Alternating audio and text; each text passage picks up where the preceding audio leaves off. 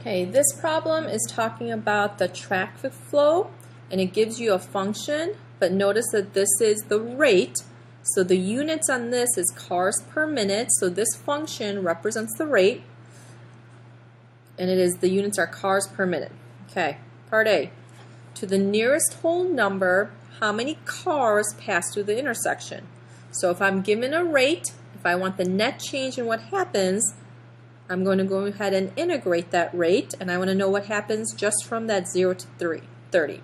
So this is what your setup should look like. Type this into your calculator. It does say round to the nearest whole number, so you should round to 2474. Another way to think about it is, how do I know that this is going to yield cars? The rate on f of t was given as cars per minute, and dt is, the units are time, which is minute, and notice what happens. That's why you're left with cars. Okay, part B is the traffic flow. So the traffic flow is talking about f of t. So I want to know, is f, so think about it this way, is f increasing or decreasing? So how do you check if something's increasing or decreasing? You look at the derivative. So I want to know what happens at 7. You're going to use your calculator, find f prime of 7 is negative 1.873. You don't even need to tell them what it is. You just have to tell them it's negative or it's less than 0, and then your conclusion is that it's decreasing. Part C, what is the average value?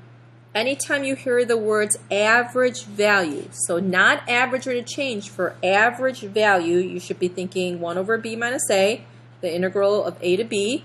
And what do they want you to find the average of?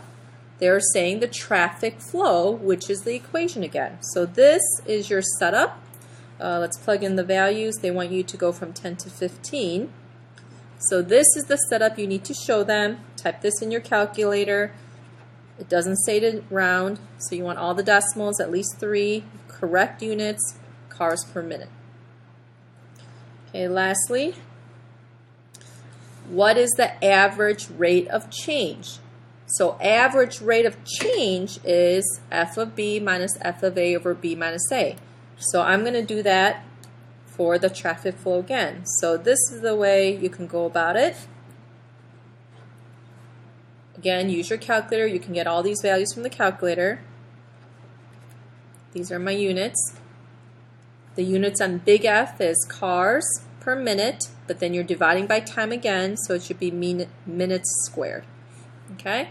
The other way you can do this problem is, if you look at the words, it's asking you to find the average of the rate of change.